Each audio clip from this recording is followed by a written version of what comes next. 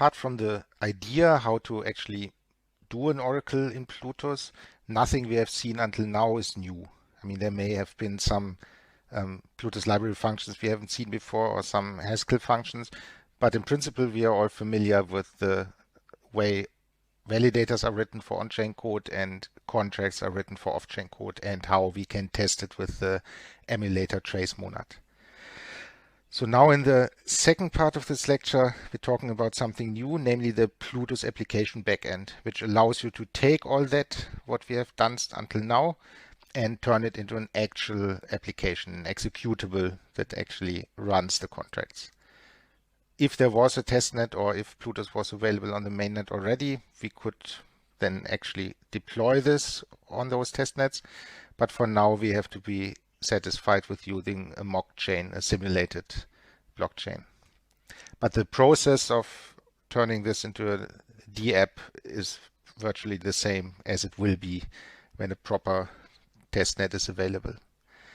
So we need one more tiny module that I call PAB, and it's basically just one type definition. And the idea is it reifies the contract instances we want to run. So we have various contracts, and now we define a data type where each value of the data type corresponds to a contract we eventually want to run. This init is nothing we have written until now, but this basically corresponds to what I did in the emulator trace monad to give initial funds. So we will just use that to set up an environment where there is a US dollar token available and where the wallets have an initial supply of those. Then this constructor, the Oracle constructor, corresponds to the run Oracle contract that will actually start and then run the Oracle and provide this update endpoint.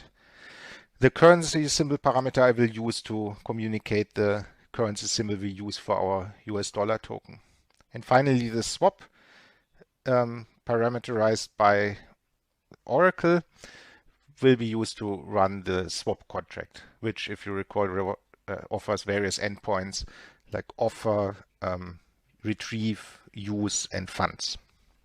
So this is just this definition, and I have to put it in a separate module because I will use it both from the PAB and also later from the front end. But now let's switch to let's first look at the Cabal file actually. Sorry.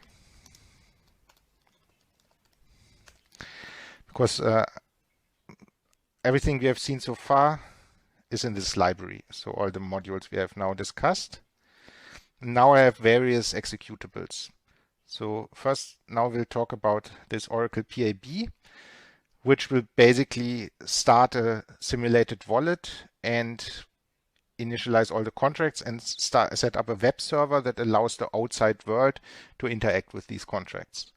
And then I have two more executables. One that would be run by the Oracle provider. So that will interact with the run Oracle contract and actually fetch exchange rates from the internet and feed them into the system. And then swap client executable, which would be run by the clients that want to make use of the swap contract. So let's look at all of these in turn, starting with this one. So that's an app Oracle PAB. And before we look at this code, let's first look at this stuff here. This is boilerplate. So I basically just copy pasted that from not until here. So this handlers thing. This is boilerplate to somehow hook up the data type we just defined, these reified contract instances, with actual contracts. So this basically just assigns for each of these three reified instances we defined, init, Oracle, and swap, to hook that up with the corresponding schemas and contracts that we defined earlier. So init won't have any schema, so it just has blockchain actions, and Oracle uses the Oracle schema and swap uses the swap schema. No surprise there.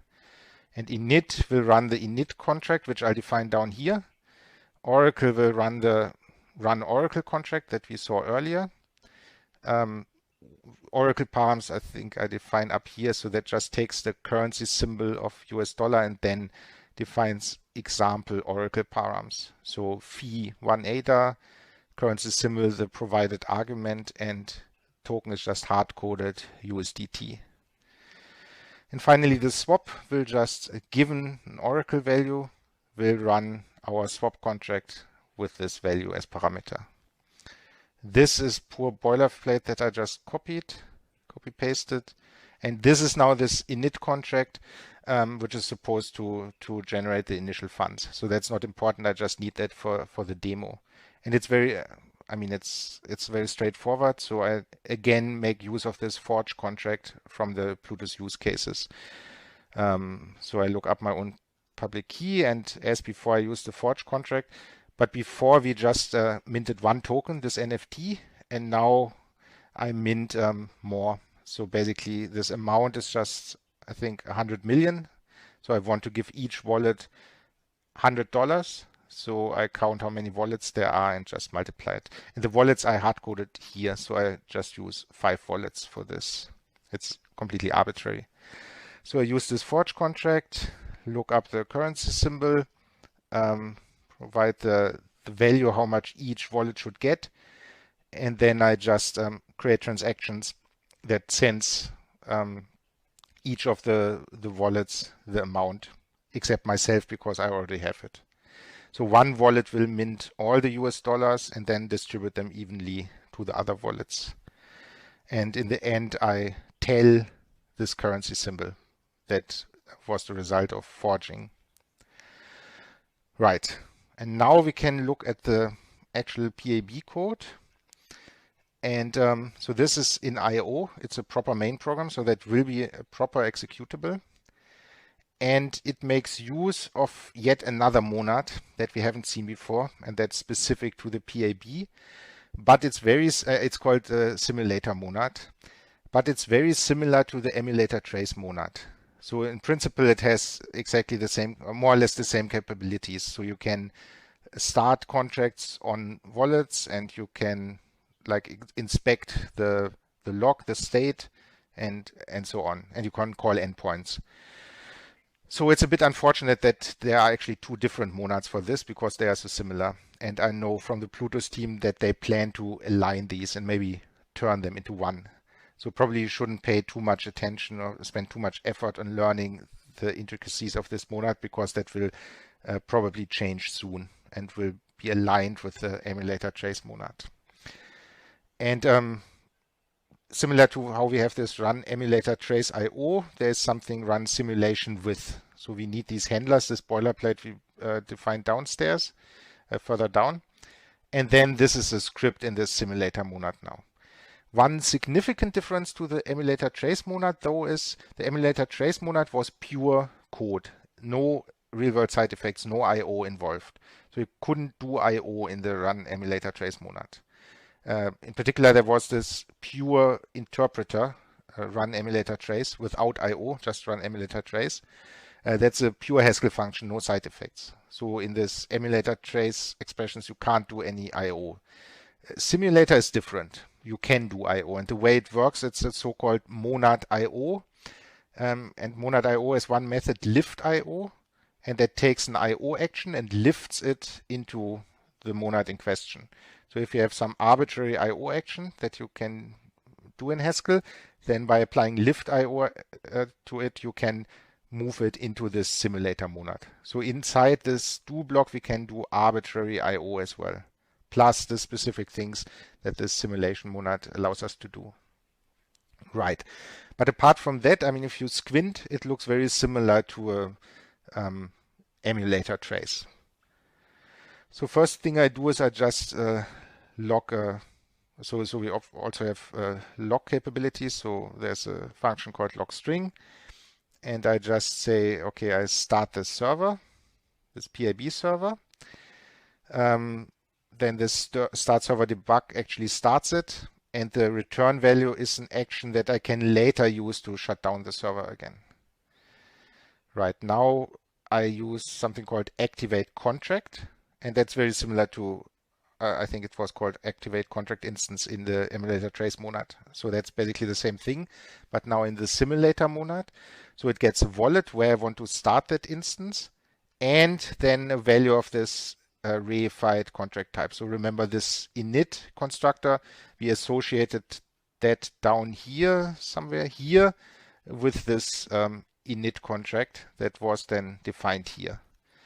So what this will do, it will on wallet 1 launch this contract. And remember, the contract just mints this US dollar token and distributes it to the other wallets.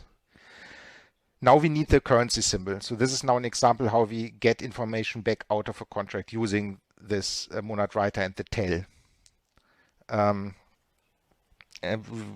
we'll see that in a second. Right, and I do that here with this helper function because I need to do that a couple of times. So I wrote a helper function wait for last that I define here. So given such a constant contract instance ID,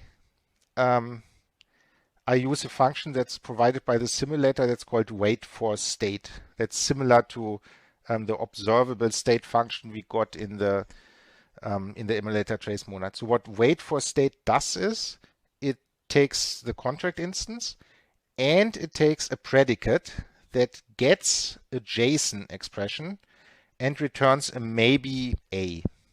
And the idea is, so it will read the state of the contract.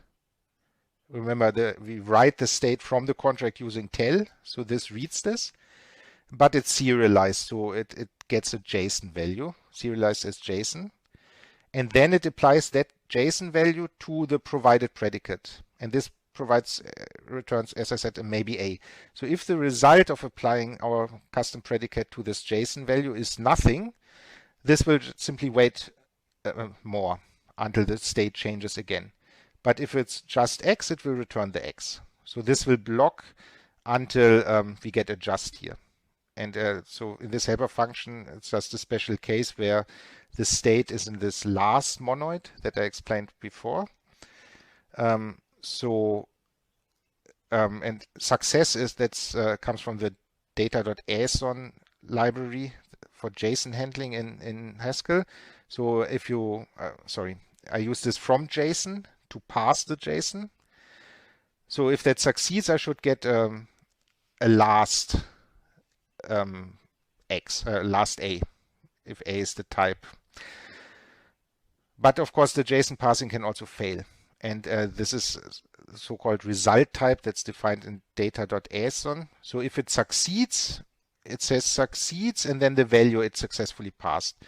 So in the good case, it succeeds, the JSON parsing succeeds, and we get last of just of a state value. And there are two ways it could fail. Either the parsing could fail, or even if the parsing succeeds, we could get a last nothing, in which case we also consider that as failure and wait some more. So this waits until the state of the contract has told a just value and then returns that value.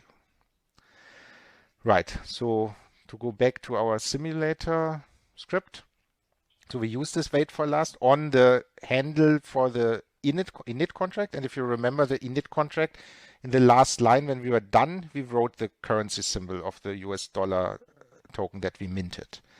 So this means that this line will block until this init contract has done its job, has minted the US dollar and has distributed the US dollar tokens to the other wallets. And then it will return the currency symbol. Then there's another function called wait until finished. So we just wait until this init contract has finished.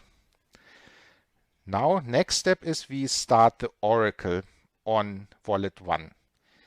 So this again makes use of this data type I explained before. So given the currency symbol, we basically do run oracle, where the O asset of the oracle params field now uses the CS that we got from the first step. So after this, the oracle should now run. So we log a message, and here I'm using, we don't log a message. The point is I need these handles in order to, from the outside world later, interact with these contracts.